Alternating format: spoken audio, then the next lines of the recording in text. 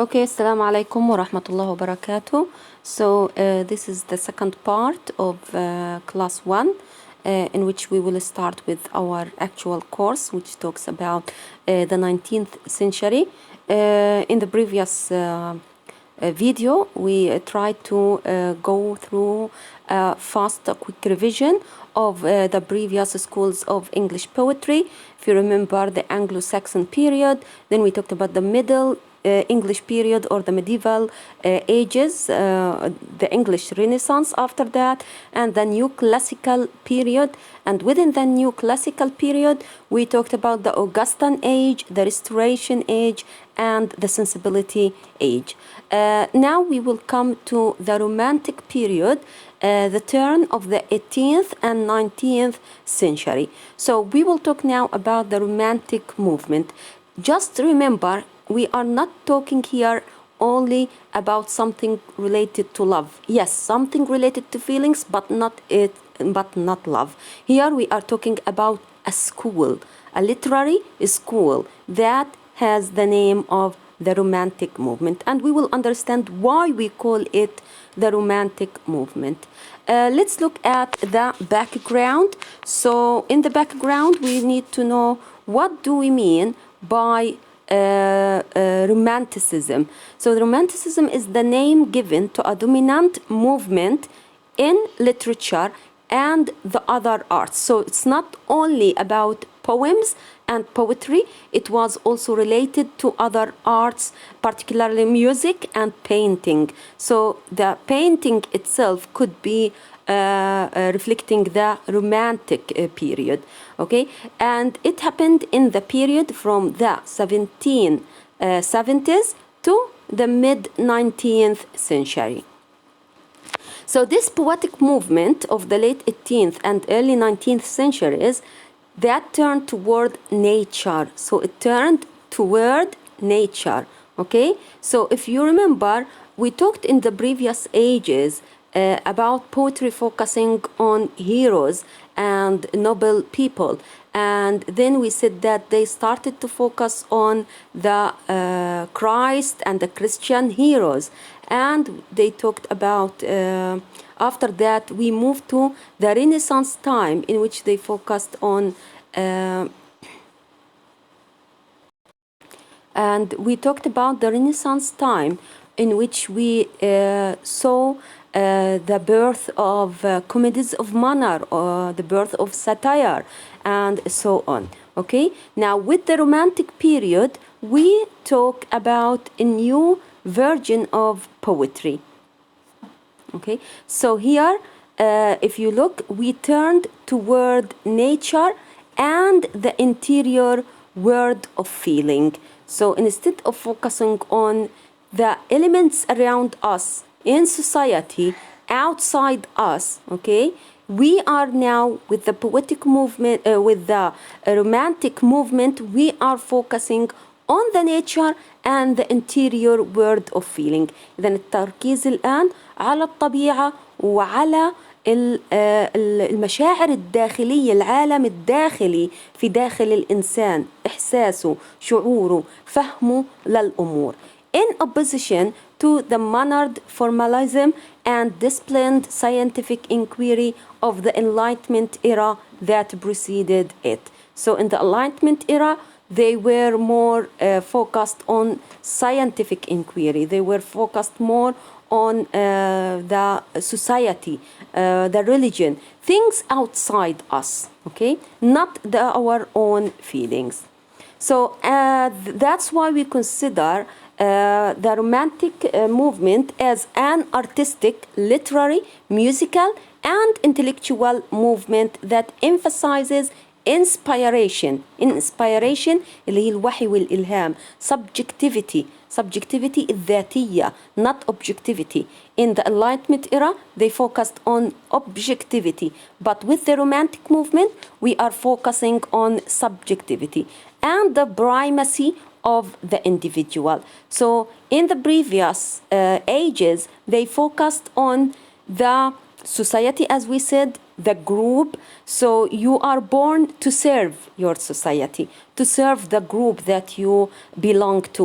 But here with the Romantic period, no, you are the center of the world. So it's not the society that is the center of the world. You are as an individual the center of the world. إذن أصبح مركز العالم هو الشخص نفسه. المهم في هذا العالم هو الشخص نفسه وليس الدولة أو المجتمع أو الدين. So you should know that Romanticism, it was a reaction to earlier age. In the previous age, there were some principles, some beliefs that spread, and Romanticism was like a radical revolution against these actually principles. So like other literary movements, it developed in reaction to the dominant style of the preceding period. Which period are we talking about? We are talking about the 18th century, and most specifically the Augustan Age. Can you imagine that? The Augustan Age here, it means that the poetry and the poets went back to the time of Augustus. Augustus is a Roman emperor in the 27 BCE or 14 CE. So they went back, and instead of actually focusing on the society around them, they went back to the principles of the Augustus, who is the emperor. That's before the 14th or the 15th century. During the 18th century, it was noticeable that they were focusing and following the classical standards. إذن المعايير الكلاسيكية لا كل شيء في الحياة عندهم أصبحت في القرن الثامن عشر of order, harmony, proportion, and objectivity were preferred.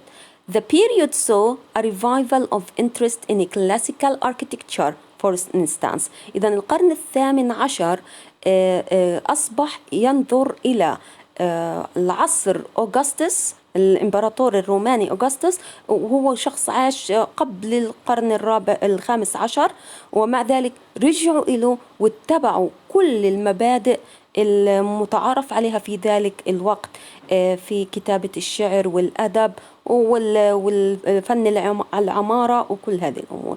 In literature, okay, let's come to literature. Greek and Roman authors were taken as models. تخيلوا في القرن الثامن عشر رجعوا للجريك and Roman authors عشان يعتبروهم اللي هم القدوة إلهم. And many 18th century writers either translated or produced imitations of poetry in classical forms. إذن بدل ما يكون لهم بصمة خاصة فيهم في القرن الثامن عشر، لا، رجعوا للشعراء والكتاب القدماء جدا، وحاولوا أنهم إما يقلدوهم أو يعيدوا إنتاج القصائد اللي كتبوها. In its earlier years, Romanticism was associated with radical and revolutionary political ideologies, again in reaction against the generally conservative mood of European society. And that's why I said that we shouldn't just connect between Romanticism and love. Romanticism here is a movement, and you can notice radical. راديكالية يعني جذرية, and revolutionary ثورية, سياسات اللي سياسات أو أفكار سياسية ثورية وجذرية. إذن حاولت الرومانسية، الحركة الرومانسية، إحداث تغييرات جذرية وثورية في المجتمع الأوروبي المحافظ. Okay. So even before the cry of the French Revolution in the 1789 for liberty, equality, fraternity, which helped to bring awareness to the masses of their here الجماهير of their right to live decently, the awakening of a new sensibility in England emphasizing the individual experience had already begun, as opposed to the Augustan presentation of human nature in terms of general truths and essentially a social existence. إذن at the same time, when we had the French Revolution and even before the French Revolution، واحنا عارفين الثورة الفرنسية ومبادئ الثورة الفرنسية التي كانت تدعو إلى الحرية والمساواة والإنسانية، أوكي، واللي ساعدت الجماهير إنهم يطلعوا أو يبحثوا عن حقهم في الحياة بطريقة يعني لائقة. إلا إنه في نفس الوقت كان في عندنا في إنجلترا حالة من الوعي والفهم الجديد لأهمية الفرد ودوره في المجتمع. Okay, so human nature was no longer regarded as evil. إذن in previous ages they considered the human being or the man as evil. الإنسان شرير بطبيعته، وعشان هيك لازم يكون في المجتمع له قيود وله قوانين صارمة ومتشددة ضد هذا الفرد، بالإضافة للدين المسيحي والمسيحية في ذلك الوقت الكنيسة اللي كانت مسيطرة على المجتمع. Why? Because they have the belief that the man is evil. So with the romantic movement, no, the human nature is not evil. الطبيعة الإنسانية مش شريرة. Okay? It is inherently good. إذن هي فعليا الإنسان يخلق بطبيعة الفطرة السليمة عنده هو إنه يكون الإنسان الجيد، الإنسان المحب للآخرين. However, because of the society, it was corrupted. Okay? So you are born good, but your society or the environment where you live may corrupt you and make you evil. Okay, so this is because of the society which has restrictions by its religious, educational and political institutions. Okay, so human nature in the previous ages is evil. With Romanticism, it's good but corrupted by a society. Okay, now let's look at the political scene. The political scene during the 19th century. احنا هنطلع على الوضع السياسي في القرن التاسع عشر. احنا حكينا انه الحركة الرومانسية اجت عملت عندي تغييرات ثورية وجذرية في السياسات العامة في المجتمع. Okay, in the 19th century brought to a head all the new democratic notions. إذا بدل الحكم الملكي وسيطرة الكنيسة اليوم no, in the 19th century now we have the democratic notions. So the first actually feature of the democratic notions is the spread of greater religious tolerance. Now I would like to remind you that the Christianity has two groups. We have the Protestant and the Catholics, and they were fighting all the time, each group claiming that they have the pure religion and the true religion. So it came up to the extent that they killed each other. Okay, so but in the 19th century they started to tolerate their religious beliefs. يعني سواء كنت أنت من المجموعة الكاثوليكية أو البروتستانتية، يعني هم بيعتبروها ديانات حتى.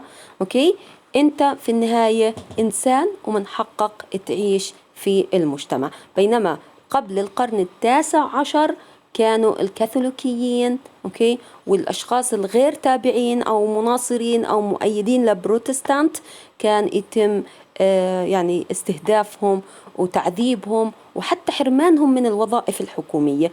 أي وظيفة حكومية أو وظيفة عامة يحرموا منها. كان لازم تكون أنت بروتستانت عشان يسمح لك أنك تمارس حياتك بشكل طبيعي. However, in the 19th century، وأنا بذكركم أنه إحنا القرون مدام 1800 إذن القرن التاسع عشر. In 1828 repealing the Test Act. The Test Act here is a law. What was that law? Which excluded Roman Catholics and the Protestant nonconformists يعني غير تابعين لهم from holding office under the crown. إذا تم إلغاء القانون الذي يحرم الكاثوليكيين وغير المناصرين للبروتستانت من الحصول على الوظائف الدبلوماسية والسياسية الهامة تحت العرش. Okay, now the authority, so we talked about religious tolerance. Now let's come to authority. Who has the authority? In the past or in the previous ages, we know that the king has had the authority, the actually absolute authority, and next to the king we have also the church. So the authority is for the king and for the church. But in the 19th century, a parliamentary state governed only nominally by the king. Nominally يعني اسميا. أصبح موقع الملك اسم فخري. Similar to Queen Elizabeth today. She is the queen of Britain. However, she is just a title. It's a title, a royal title. It's just something related to their history. But she has no real power. The whole power is in the hands of the government and the government members. Okay, اللي هو with the prime minister. مع رئيس الوزراء كل القوة مش مع الملكة إليزابيث. Okay, so the king was largely a figurehead. Just figurehead, just ملك لكن بدون أي سلطات. During this period, the ruling monarchs were George the fourth from 18 to 20 to 1830, followed by William the fourth, 1830 to 1837. Okay, so we looked at the religious tolerance. So in the 19th century, spread religious tolerance. In the 19th century, there were changes in politics and the king had no authority. The authority was for the government, not for the king. The third political aspect was the right to vote, حق التصويت والانتخاب. So passing the first reform bill in 1832, okay, which allowed a tiny proportion of the middle class to vote. إذا صار في عندهم قانون يسمح يعني لمجموعة نسبة بسيطة من الطبقة المتوسطة. Of course we are not talking about the working here, the middle class. الطبقة المتوسطة like the employees and the professionals to vote. Okay, but this privilege wasn't however extended to include the working class. إذا من ناحية سياسية القرن التاسع عشر قرن الحركة الرومانسية في البداية كان في عندي التسامح ديني، كان في عندي نقل للسلطات من الملك إلى الحكومة، والنقطة الثالثة الحق في التصويت. Okay. At the social scene in England was also changing in many ways. If you remember that there was the Industrial Revolution in 1750s, from the 1750s up to later. Okay, so this Industrial Revolution wasn't all good actually for the British people. Yes, it benefited the people, the favored classes, those who have the capital. Capitals here we talk about رؤوس الأموال. Okay, as England changed from an agricultural to an industrial society. So the favored classes are those who had the money to change from farms and being farmers into an industrial aspects. However, the working classes were sadly exploited. تم استغلالهم الطبقة العاملة and lived under the worst conditions. So the working classes were sadly exploited. They treated them badly and made them live in bad conditions. With the growth of factories, towns and cities attracted the villagers who, forced by economic necessity, left their homes to seek work and lived in extremely dirty, uncomfortable, unhealthy slums, toiling round the clock for scanty wages to keep body and soul together. Then the people who used to live in the farms, in the villages, in the countryside, because they needed money, they had to abandon, to migrate, actually, to emigrate from their villages to the cities in order to work in factories, but unfortunately the places they lived in were very horrible, okay, in bad conditions, and the money they got was very little. So they needed to work day and night in order to afford living in the cities, okay? So the social scene is not that, while the political scene was really promising and cheerful, we noticed that the social scene is not that happy scene. And adding to the working classes, we should add also children. Even children, their parents, because we said that they were very poor now, they decided to sell their children to employers, to those who took them to work, especially in fields, in factories. Some of them worked in as cheapers, chimney sweepers, اللي هم منظفي المداخن البيوت. Okay, so it was not an uncommon sight to see a young sweep with a face blackened with soot, وجهه ملطخ أو أسود بالسخام أو إيش بسموه هذا السخام. Okay, being forced up a chimney where often big rats existed. So the children actually suffered a lot. They were working very hard, and many of them died from suffocation بالاختناق, or from falling back down while they were actually cleaning and sweeping the chimneys. Conditions were certainly most unpropitious for the helpless. Of course, the situation in Britain at that time was horrible for the poor people. However, except for a few literary voices which chimed in to call society to muster up its social conscience. Then here, nobody cared about them. Nobody paid attention to them. Nobody actually tried to help them. So actually the social conscience was dead. Okay. Then when we talk about social conscience here, we talk about الضمير المجتمعي, ضمير المجتمع.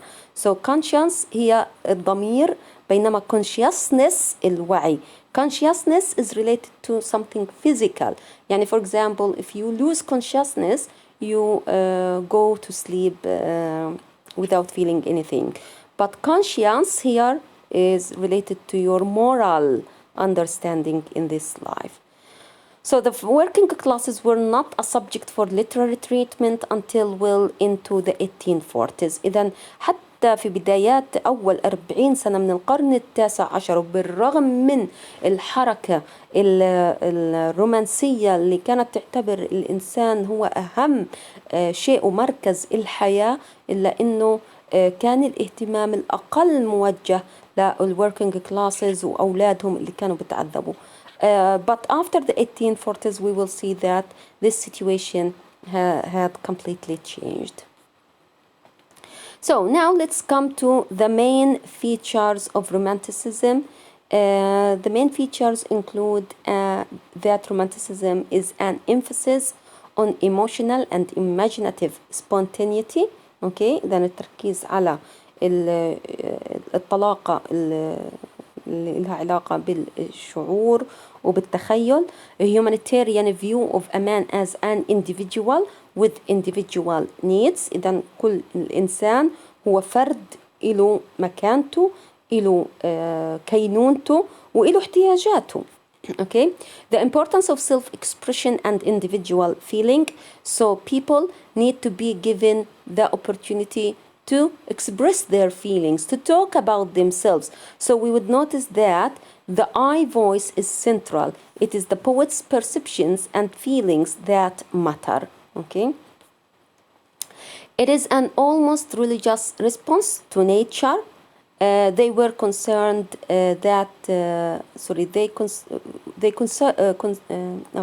They were concerned that nature should not just be seen scientifically but as a living force. إذن حتى الطبيعة ما نطلعش عليها من ناحية علمية فقط، ولكن نعتبرها قوة لها حياة.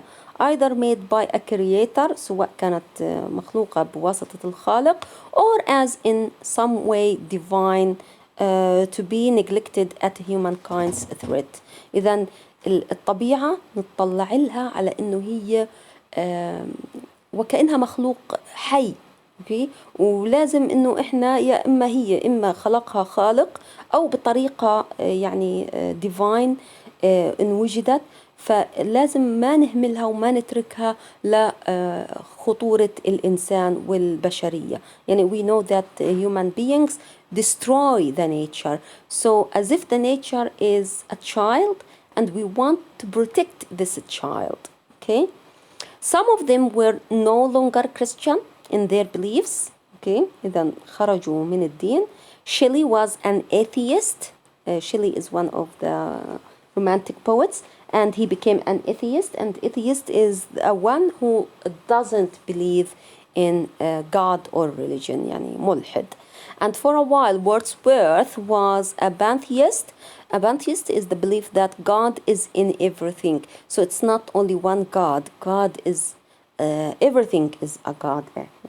So much of their poetry celebrated the beauty of nature or protested the ugliness of the growing industrialization of the century. The machines, factories, slum conditions, pollution, and so on. So that's why we call it romantic or romanticism, because it's taking us to our origins in nature, to the natural scenes, to the mother nature, away from the industrialized society, which is a corrupted society, not only with pollution, but also with the greediness, الطمع, the greediness of businessmen and capitalists. Okay?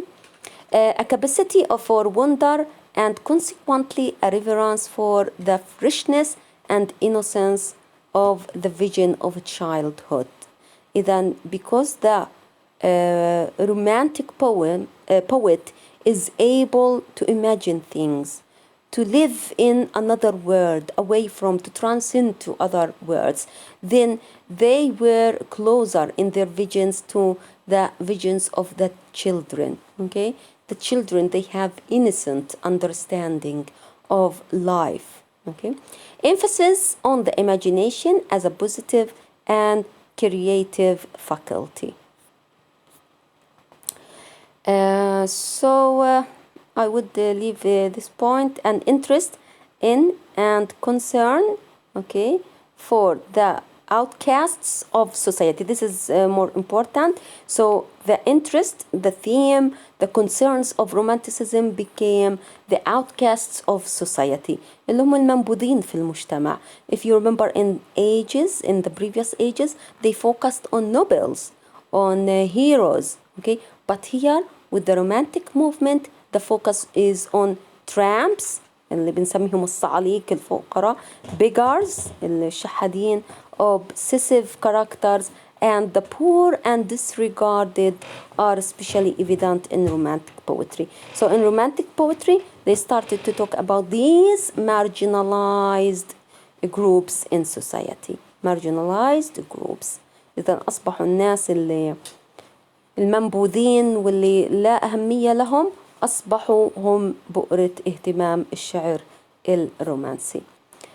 An idea of the poet as a visionary figure with an important role to play as prophet in both political and religious terms. So the poet now has a very unique status or position in society. He is like a prophet. He is the one who is leading the change in the society. Okay? So who are the Romantics? Now we will come just to talk about or mention names of some Romantic poets, and later inshallah we will look at examples of their poems. So some authors have been regarded as pre-romantic, so we talk about the end of the 18th century and the beginning of the 19th century, like for example William Blake. Okay, we have also Robert Burns. Okay, who worked as a blowman يعني حرات, and farm laborer, but who had received a good education and was interested in early Scots ballads and folk song. Okay. Already in the second half of the 18th century, the Scottish Robert Burns had revolted against the restraints of conventional poetic diction and themes. إذا هذا جاء إحنا حكينا إنه romantic poetry أو romantic movement كانت radical and revolutionary response to the past. فأنا في عندي روبرت بيرنز كان أحد الثائرين أو المنقلبين على conventional poetic diction, يعني اللي هي القيود الشعرية في كتابة القصائد. وحتى الثيمز الأفكار الأساسية والرئيسية اللي كان يناقشها أصبحت مختلفة. Although he had wrote in the polite style in vogue in England and dealt with the happiness and sorrow of simple village folk and with the most insignificant creatures. تخيلوا يعني هو بدل ما يتبع قواعد كتابة القصيدة لا صار يكتب صح polite style, لكن كان يكتب عن أشياء عادية في الحياة, happiness and sorrow of simple village folk, سكان القرية المساكين الغلابة. ليه أنا أروح أكتب عن hero, supernatural hero about a king and neglect the normal or the common human beings. إذا إحنا أصبح الآن عندنا الشخص العادي هو محور الشعر الرومانسي. Okay. Also he wrote about insignificant creatures, مخلوقات لا أهمية لها, to a mouse. تخيلوا كتب قصيدة للفأر, to allows يعني allows القملة. فتخيلوا يكتب قصائد بوجهها لا الفأر, بوجهها لا حشرة زي القملة. In poems written in his own dialect. So yes, he was polite, but the language was his own dialect. يعني زي الشعر الشعبي هيك. Walter Scott from 1771 to 1832, another Scott who Scotlandian, who developed his interest in all tales of the border and early European poetry into a career as poet and novelist. Okay, so just his name. Other than this, it's not just to know the names. Thomas Gray, William Collins, and William Cowper also broke away to some extent from the classicism of the Augustans and wrote about both the beauty of nature and the common man.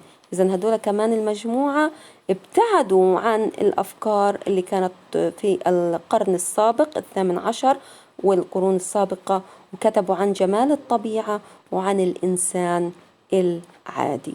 Okay. The first generation of romantics is also حكينا pre-romantic, كان في عنا مجموعة منهم ويليام بليك, but also we have a group of them which is called the lake poets. The lake poets. Lake poets because they used to live in Lake District, وهي منطقة في شمال غرب إنجلترا اسمها Lake District, ومشهورة جدا على فكرة, والرحلات المدرسية دايما بتروح عليها. Okay. So who are the lake poets? The lake poets that we will talk about some of them inshallah later. William Wordsworth, we have Samuel Taylor Coleridge, we have Robert Southey, we have Charles Lamb, and we have Thomas De Quincey. Okay.